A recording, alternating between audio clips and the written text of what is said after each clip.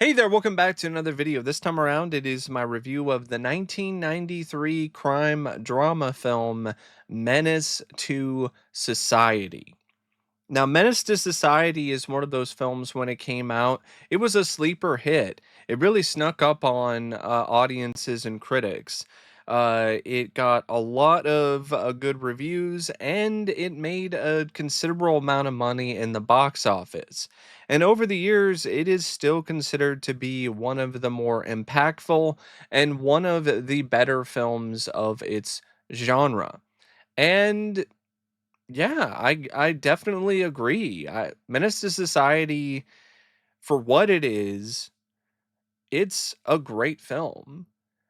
I personally still prefer Boys in the Hood when it comes to this kind of story because I prefer watching a film that has some semblance of a light at the end of the tunnel.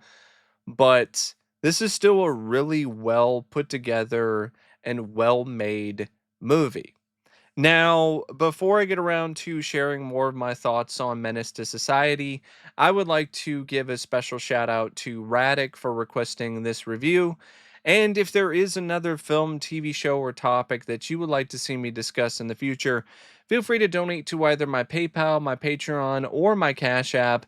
The link to all three is in the video description down below, and I will try to get to your requests as soon as I possibly can. Now, Menace to Society is directed by the Hughes brothers, and this was their first film. And I think for a first time out for two young filmmakers, they did a magnificent and genuinely amazing job with this movie. This is a film that features direction that looks like it's from two filmmakers who have been doing this for years. It does not look like the work of two filmmakers who are just starting out. It's really impressive on a technical level. The usage of pans and zooms and various different camera angles is genuinely incredible and really worthy of a significant amount of praise. The way that the two directors showcase the intensity of the film and the grittiness and the rawness of it is in a lot of ways second to none. It's a film that has a certain visual power to it. It has a visual presence, and in large part, it's because of what the Hughes brothers brought to the film. The way that they frame the scenes is really good, really interesting. It's not something that is just very boring and dull or playing it safe. This is the complete opposite of playing it safe from a filmmaking perspective. I mean, there's a lot of shots in this that look like something straight out of a horror film with the way that they're lit and the way that the Hughes brothers set up their shots. Uh, I can definitely see why some people would argue that this is still their best work as directors, but I personally feel they stepped it up another notch with Dead Presidents. But this is still some genuinely great and hot fire when it comes to direction. Like, I really think that they came in blasting and were right on target. Now, the screenplay is by Tiger Williams, and I believe the Hughes brothers were also involved with the script in some capacity. This screenplay, in a lot of ways, is Goodfellas in the hood. It's Hoodfellas. And that's actually the intent. Tiger and the Hughes brothers, they were really big fans of Goodfellas, and they decided to take some elements from that film and make it their own. And I think they definitely did that. I mean, it opens up with a murder. It has narration from a protagonist that is utilized throughout the story, and it has the same way that it approaches the story in terms of how the protagonist winds up becoming exposed to this lifestyle and how he winds up being wrapped in it and what he ultimately is trying to do to get out of it. And it's, in my opinion, still a story though that feels like it's fresh. It doesn't feel like I'm just watching the hood version of Goodfellas, even though that is in a lot of ways what this script is in terms of its structure. But I still can't really say that this is just Goodfellas in the hood. I think that's really underselling the work by Tiger Williams and the Hughes brothers. It starts out with a murder sequence, and then it goes into Kane and his childhood, his first exposure to uh, people selling drugs and violence. And his first exposure is from his own family, which is the reality for a lot of people who lived in Watts or lived in certain parts of Los Angeles at this time or lived in the hood. A lot of people who have grown up in the hood can attest to the fact that they were born into that. So when you see scenes of a young Kane sitting on the steps outside in the middle of the night, hanging out with these other gangsters, drinking a 40 and grabbing a gun until his mom comes out and takes him back inside, that isn't something that is really that out of the ordinary. It's actually rather common. And in the flashback here that is showcasing Kane's childhood, you have his father, Tat, and his father one night while he and his buddies are playing poker because one of his guests and one of his friends uh dogs him and refuses to pay him the money that he owes him. Tat just winds up shooting him right on the spot, even with his son seeing it all. So the first time that Kane sees somebody die, he sees somebody die at the hands of his own father. And that establishes a cycle that you see throughout the script where anyone that dies in this film is due to the consequences and the overall result of just really petty hood stuff. Stuff involving gangs and disagreements and beefs and their pride getting in the way and ultimately leading to them killing their own and killing people for just a lot of really petty bullshit. So I appreciate the fact that the script is like, hey, no, these aren't deaths that are the result of drug deals or stuff like that going on. It has to deal with, hey, you're not going to give me my money. All right, you're dead. Or you beat the crap out of me and embarrassed me. Well, now I'm gonna set you up with the cops and have them out on your ass. Oh, hey, you didn't do this, or you screwed up, or I don't like you. I'm gonna come in and start blasting, and I'm gonna gun you down. And there are some instances of retaliation based on revenge, but it seems like the death of Kane's cousin seems to be rather pointless. and just another instance of some kind of petty beef between him and some other gang members. And so then they show up and kill him. And that actually is also the way that Cain himself dies by the end of the story and by the end of the film. He dies because of more pettiness and more avoidable nonsense that's associated with thug life, with being a part of this crowd, being around these bad influences, and not taking the steps to move beyond that and go into a different direction and actually listen to the people around you who are trying to open your eyes and trying to get you to go down the correct path and not be so stubborn. And that's what makes this a frustrating watch at points, because of the fact that there's all these red flags, all these things that are warnings that are flashing right in front of Kane's eyes, but he does not realize it until it's far too late.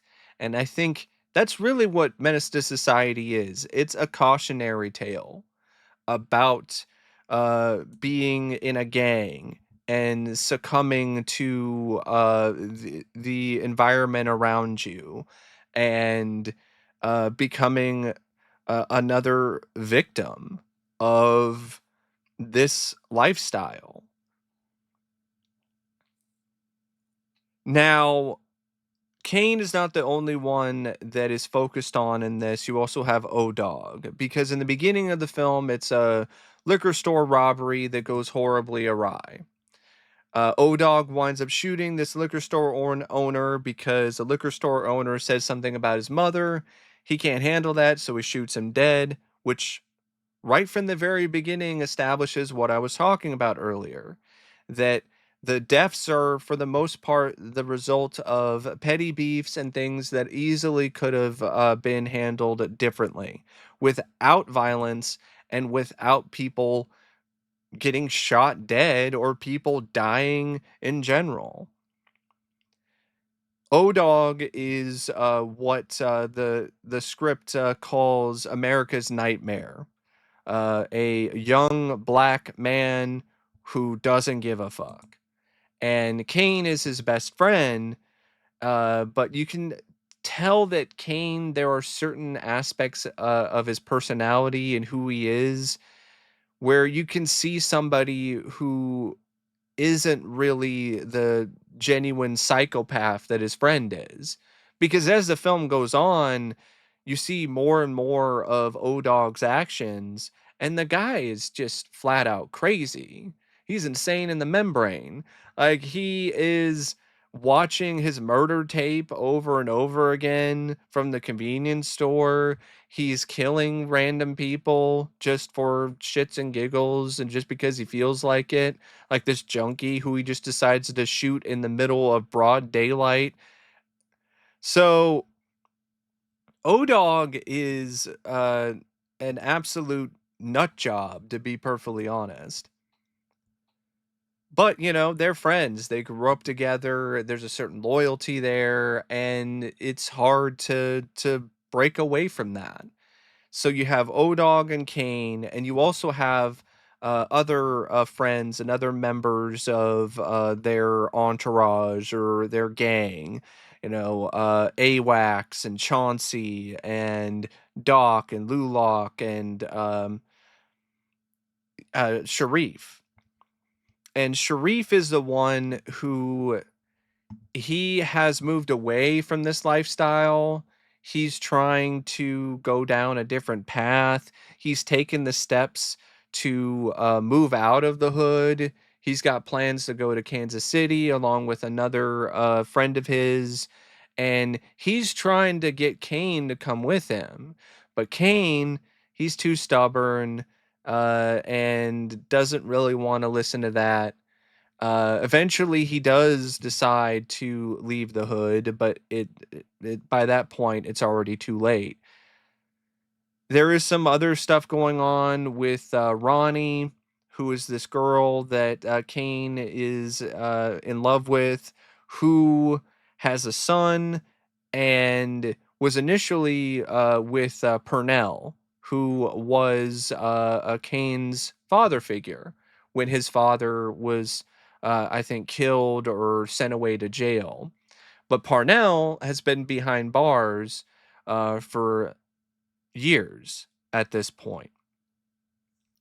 So you see a lot with Cain where you see somebody who has potential, but he keeps wasting it by hanging out with O-Dog and committing crimes with O-Dog. He uh, is with him when they try to jack a car and then they get arrested. He then goes in and still keeps trying to live the gangster lifestyle, even after he was already shot uh early on in the film, because his cousin was shot dead at the same time, because his cousin was then he was carted off into the hospital and died, but he was targeted by some other gang members, and they pumped him full of lead and shot him in a drive-by, but they also wound up shooting Cain. And Cain, he has like an unbelievable amount of blood for somebody who just got shot in the shoulder. I I get it. The film's trying to be more visceral and edgy, but like, goddamn, like that's a bit too much blood for being shot in the shoulder. It doesn't look that much different from when he was shot multiple times in the chest at the end of the movie. But that aside, he survives that, and he even decides to go with his friends to take out the guys who killed his cousin. And there's even like a line of dialogue in the film where he's like, "Man, I thought that this would, make me feel better, but it didn't."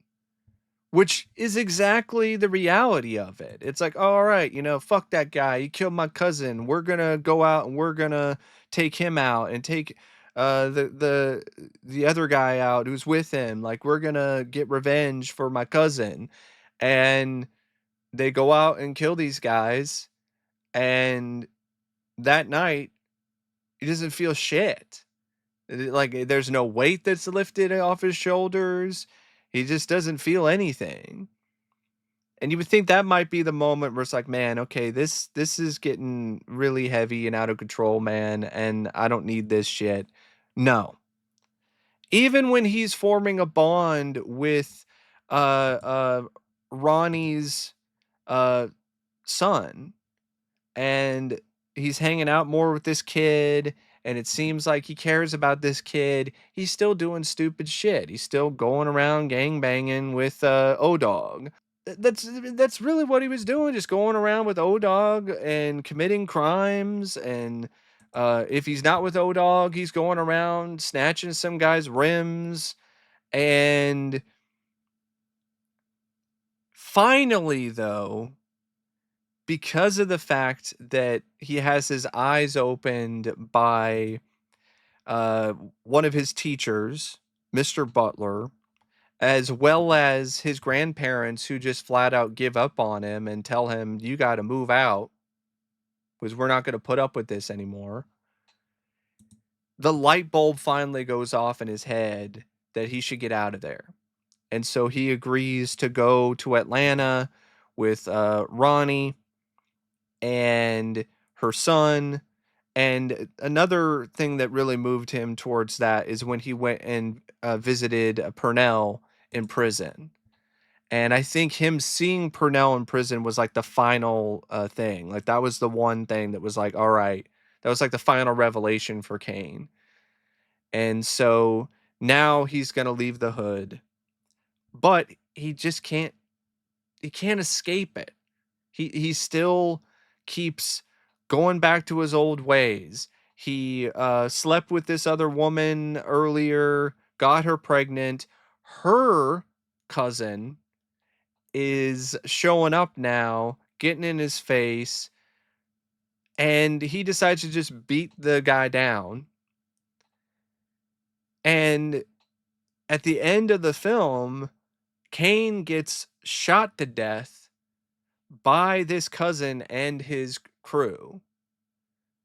So all of this all started with Kane's cousin getting killed, then him retaliating and killing these other guys, and then this whole thing with this other cousin.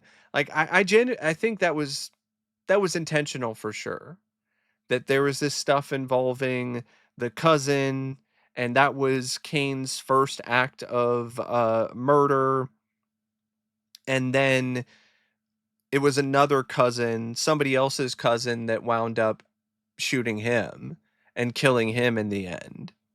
I definitely feel that was intentional by the writers, and I think it was actually rather clever and genuinely poetic. And sadly, not only does Kane get shot, but Sharif also catches some strays too and dies. So, as a result of Kane's actions, not only is his life cut short, but also the life of Sharif, who was trying to get out of the hood and was doing things the right way and wasn't even involved in the same type of nonsense that Kane was involved in. And then by the end of the story, the only person left standing is O-Dog and other members of his crew. And now O-Dog is just going to perpetuate the cycle of violence because now he's just going to go in and get revenge on the death of his boy, Kane, and kill some more people. So it's a very nihilistic film, very nihilistic script. Uh, Other films with similar plots, like Boys in the Hood, there's a light at the end of the tunnel. With Menace to Society, there's no life. And there's no light at the end of the tunnel. You're dead and buried 6 feet under, and you're just looking up at blackness while you're trapped in a coffin, and you're hearing the dirt being dropped on top of you. That's that's Menace to Society. It's very cold. It's very harsh, but I think it works. It really works as a cautionary tale. And I think there's a lot of other moments in this too that are great to me, that aren't just some of the fun bits of banter and back and forth between the gang or the crew. You also have some really heartfelt, sweet moments with Kane and Ronnie's son. You have these other scenes like with the detective when Kane was arrested, and they're essentially trying to intimidate him to admit that he was involved with the robbery because they have his fingerprints on the 40 that was there at the scene of the crime, and he's just not saying anything. And you have the detective who's all like, you done fucked up, don't you? You know it, don't you? You done fucked up. And Kane's like, they didn't have anything on me. But you can tell that Kane in that scene is downright terrified, being interrogated by this police officer. And this is just another bit of foreshadowing where it's like, you fucked up. And that's something that really makes it even more clever when it comes to the script, the foreshadowing in this script when it comes to moments like that, or the moment with Kane and Sharif and their teacher, Mr. Butler. Where Mr. Butler says, "Being a black man in America isn't easy. The hunt is on, and you're the prey. All I'm saying is survive." And that just really stuck with me. That entire scene, uh, and just the dialogue. And I think in a lot of ways that is really the main message and the main theme of Menace to Society. It's about being a black man in America where the hunt is on and you're the prey and you just need to find a way to survive. It's not just the cops that are targeting you either. It's not just white people or outsiders. It's also your own kind. You're being preyed upon by other black people, and you have to find a way to make it through these different minefields alive, or make it through without getting gunned down and getting shot or losing your life. And it's a difficult thing to do for a lot of people. And I know I'm just a white boy from the suburbs. I can't possibly uh, connect with or relate to that message in the same way or at the same level as other black people have when it comes to this film.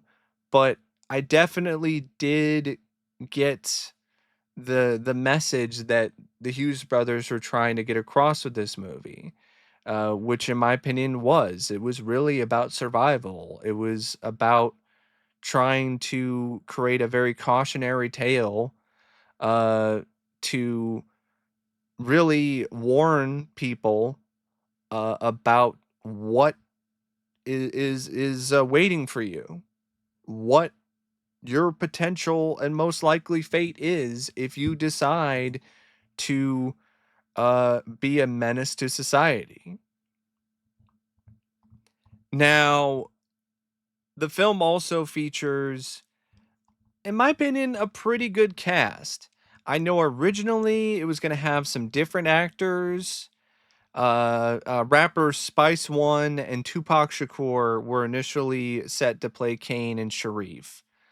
Another rapper, MC Ren, was set up to play AWACS, but then something happened, and all of them wound up getting replaced by different actors.